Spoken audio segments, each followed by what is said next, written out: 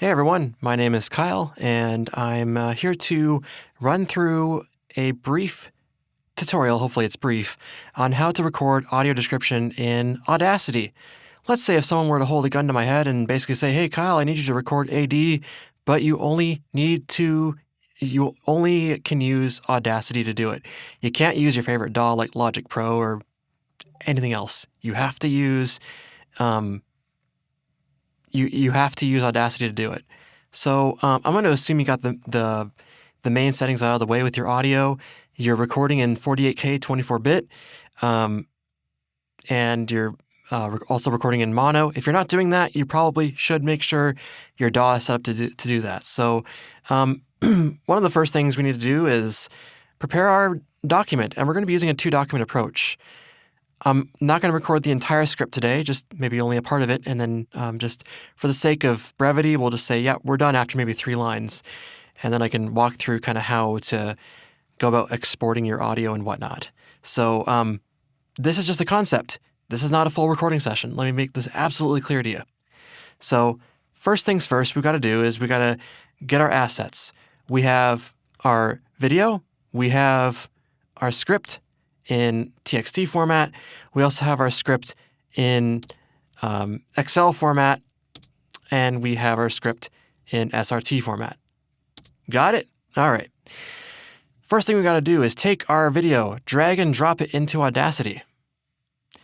What I like to typically do is lower the volume by 30 dB, or higher if I have to. Usually 30 dB is good enough. You right-click, add mono track. Last but not least, you go to File, Import, Labels, and we choose our SRT. All right, and we can zoom out. I believe it's with, Command 1. Okay, so this is our track that we're using to record, right? But this label track here allows us to visually see where our lines are supposed to go. So I'm going to record the first, let's pull up my script here in this. And I'm going to record maybe 1, 2, 3, 4. Yeah, let's record like all of this right up to he leans toward the wall and presses a hand to it, cut to black. So now I'm going to go through kind of my multi-document approach. So we create a new document, and we use this document here as our kind of our scratch document or our recording document. And the whole idea is we record, stop, edit, cut, and then go back to here and paste it in the proper spot on the timeline. All right, let's start with our first one here. It will be a daylit parking lot. Okay, before I begin, actually, for context, I press the R key to begin recording. I press space to stop, and then if I absolutely have to retake, I could just stop, select all, delete, and re-record. That's like the fastest way to work. So as I hit R to record, a new mono track was made for me. So let's record our first line.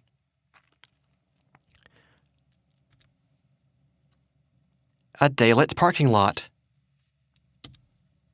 So we stop, and then to edit this, we select all the way up to here.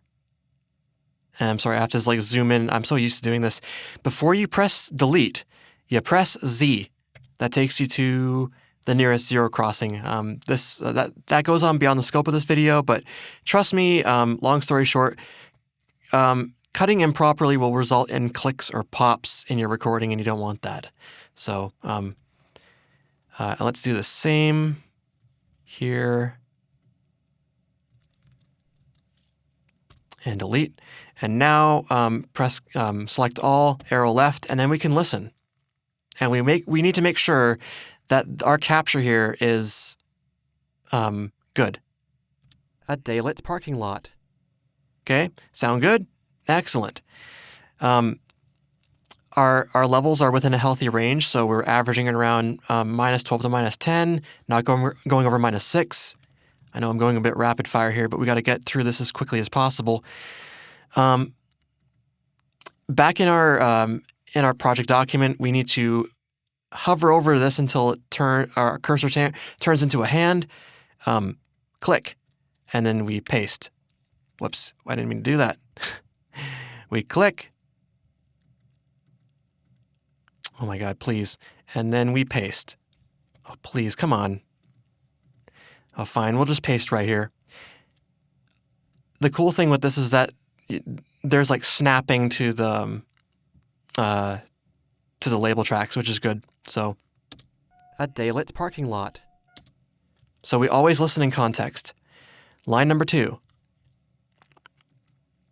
So line number 2 is, and we go back to our recording document. A furniture store's interior. Let's retake. A furniture store's interior. A furniture store's interior.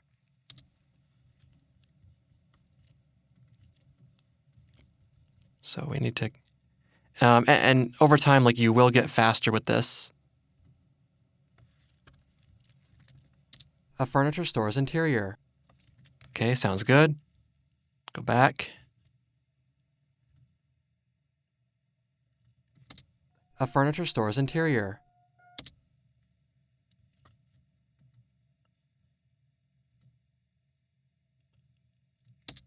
A furniture store's interior. Yeah, it's not perfect. There's probably something up with my snapping. Actually, there might be. Let's turn off snapping. So I want to, yeah, okay. So we turn snapping off, and then we can more easily align these with the label tracks. A daylit parking lot. A furniture store's interior. A faint vertical line appears momentarily on a wall. Okay, perfect. And then, finally, last but not least,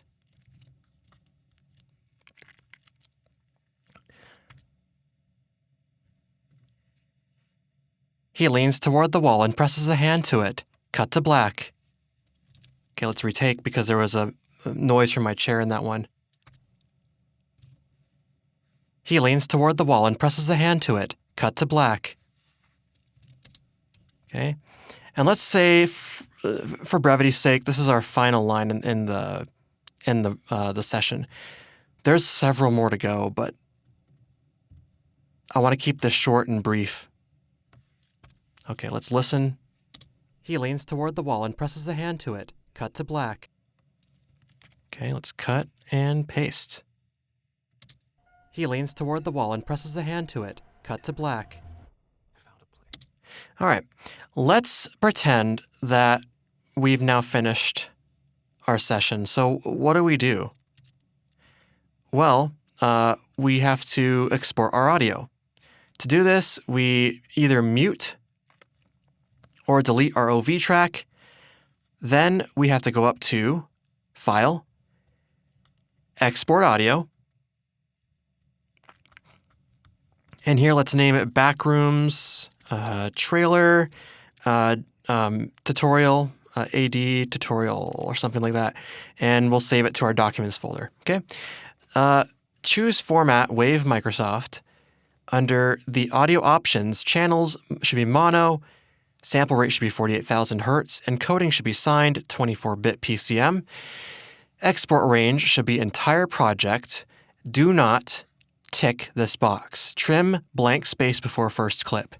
The reason for that is because when you submit your raw file, the mixer can drop in your raw file at 0 minutes, 0 hours, 0 minutes, 0 seconds, and 0 frames, and everything will just line up perfectly with the OV. Okay, so go ahead and export, and boom, we're done. Now we can go back to our document folder, and we can find our raw file. A daylit parking lot. A furniture store's interior. A bearded man shuffles down a dark hallway. A faint vertical line appears momentarily on a wall. He leans toward the wall and presses a hand to it. Cut to black. All right. So to double check our levels to make sure that we're within compliance, open up a loudness meter like you lean, and you could take your raw file and drag it in. It'll analyze it, and it will tell you where you're peaking. So we are peaking in this case at minus 9.9. So we have a ton of headroom to give the mixer for processing. All right. So if you're working with me, all you got to do is submit this raw file to me, and I can mix it. And there you go. What's very important with something like this is recording and listening. So as you record and you edit, you listen and you place your tracks as you do so. Right? That is the most important thing to do. All right. I hope this helps. See you around.